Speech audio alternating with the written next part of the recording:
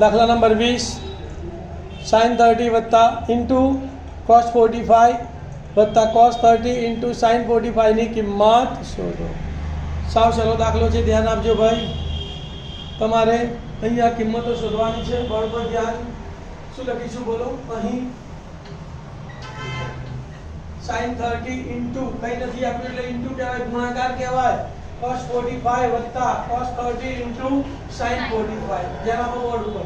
sin 30 ની value કેટલી? 1/2 ગુણ્યા cos 45 એટલે 1/√2 વત્તા cos 30 એટલે sin 60 તો √3/2 ગુણ્યા sin 45 એટલે 1/√2। હવે શું કરવાનું? આ બેમાં અંશનો ગુણાકાર અંશમાં, છેદનો ગુણાકાર છેદમાં। એવું જ આમાં અંશનો ગુણાકાર અંશમાં, છેદનો ગુણાકાર છેદમાં। બરાબર જુઓ, 1 એકા 1 2 ગુણ્યા √2 એટલે 2√2 વત્તા ના વત્તા √3 એકા √3 અને 2 ગુણ્યા √2 એટલે 2√2।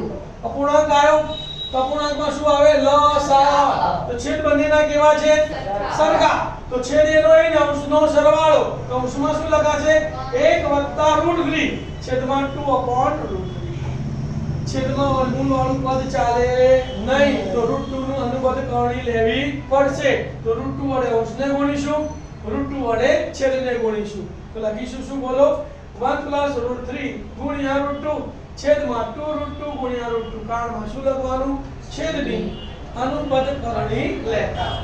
હવે √2 ગુણ્યા 1 એટલે √2 અને √2 ગુણ્યા √3 એટલે 2 * 6 અને વર્ગમૂળમાં એમનું એમ તો વર્ગમૂળમાં 6।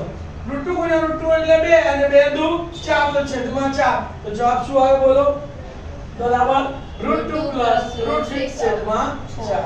ખ્યાલ આવી ગયો? લખી લો।